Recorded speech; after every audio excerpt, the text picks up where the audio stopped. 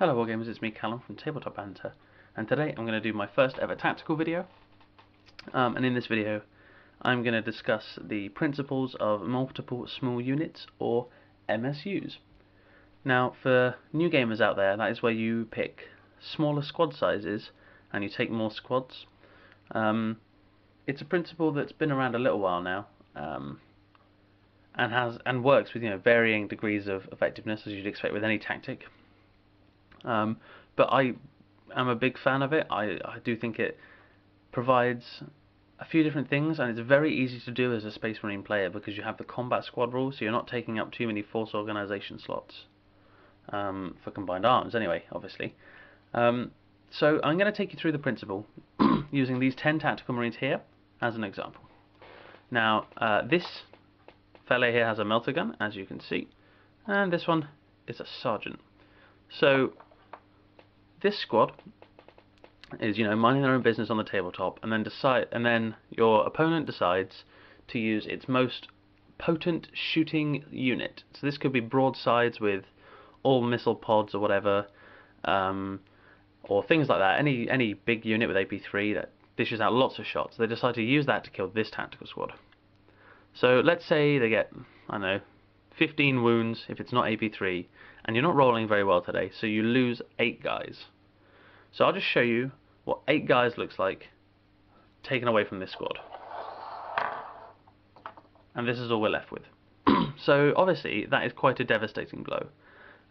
It's not improbable that the whole squad would have been wiped out, but I think if we had some guys left over, it's slightly more realistic. So what I'm going to do now, I'm going to put these guys back in position,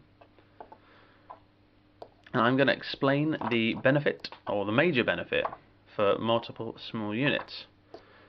Let's just get them round. Now, as you may have noticed, the way I've positioned them anyway, I'm just going to move them slightly more over. We now have 2 squads of 5. One of them has the melter gun, and one of them has the sergeant. Now this is for target priority reasons, so they have to decide whether they want to take out the melter gun or whether they want to take out the veteran sergeant. Ideally, you want an upgrade on him if you're doing this, maybe a plasma pistol, maybe a power sword, because that makes them have to choose between 2 things that are very similar in their effectiveness. Realistically, I think they would pick the melter gun squad, so let's use that as an example. Now, this massive pack of broadsides, or whatever shooty unit your army codex uses, has decided to open fire on these tactical marines. Well, now they have to choose between this one or this one, so that's a decision in its own right. These kind of things, I mean, mind games don't play the whole part of 40k, but there's a little bit in there, so you can judge an opponent by what he's going to choose to attack. So, okay, let's say he picks the melter gun squad like I would have, and does the same 15 number of wounds. You fail the same 8 saves, but you only lose 5 guys. So this is what we're left with. Now, those 3 extra tactical marines are a total of 14, 28. Oh, come on, I can maths. 38, 42 points. Now, that may not be loads, but imagine that happening 3 or 4 times in a game. So this slowly becomes upwards of 100, 150 points, and Warhammer is a points game. 40k is a points game. If you can put down 120 more points or 100 more points of models than your opponent, you have an advantage in theory. So what we find here by using multiple small units is we can limit the damage taken in a single turn by an enemy unit. So this is especially good against like the big killer units, the ones that your opponent thinks is going to take 10 marines off the table every turn. And by reducing that to 5, you'll find that his army is then stretched thin a bit more. They only have so many targets. If you have 10 units, you can only target 10 other units. If you have 5 units, you can only target 5 other units in the shooting phase. So if you yourself, the player of the Space Marines here, have 20 units on the table, and your opponent only has 5, he can only, at a most, take 5 units off the board every turn. That's assuming he can do that anyway. So what you're really doing is you are limiting the amount of damage you can take in a single turn. And then there are a couple of other bonus features like tactical flexibility, so these guys can go their separate ways, they can go together It doesn't matter which way you want to do it. I suppose that will depend on the situations in the game.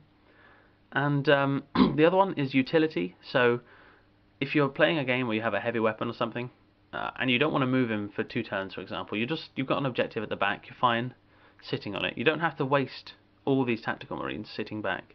You can say, hey, this guy's got a melter. Well, that doesn't work unless you're within 12 inches, so get him forward with the veteran sergeant and just say, oh, a missile launcher can stay at the back, it's fine. And it gives you options. And the other big one, is table control. Multiple small units can spread out on a table much better than, or much more effectively and much more with much more mobility than one large 10-man unit. Because you don't need to be within 2 inches of every model if you have 2 5s, obviously, because there could be, unlimited inches between the 2 squads. So you get that little bit of flexibility. I'm a big fan. I'm yet to really try it. I haven't got enough Marines at the moment to really get that idea off the ground yet. But I will be working on it to really give it some proper play testing. I mean, it's been play tested before, obviously, but I want to see if it works for me. It may or may not work for you. I really like the principle. I really like the idea that you can do these things, and it means you take that much less damage. So anyway, thank you very much for watching. It has been me, Callum, from Tabletop Banter. Don't forget to like, subscribe, and comment below to let me know what you think of this tactical video, if you want to see me do some more. I'm only really discussing basic principles because I am a basic player at the moment. I haven't really taken myself anywhere with it yet. So yeah, thanks again for watching, and don't forget, have fun.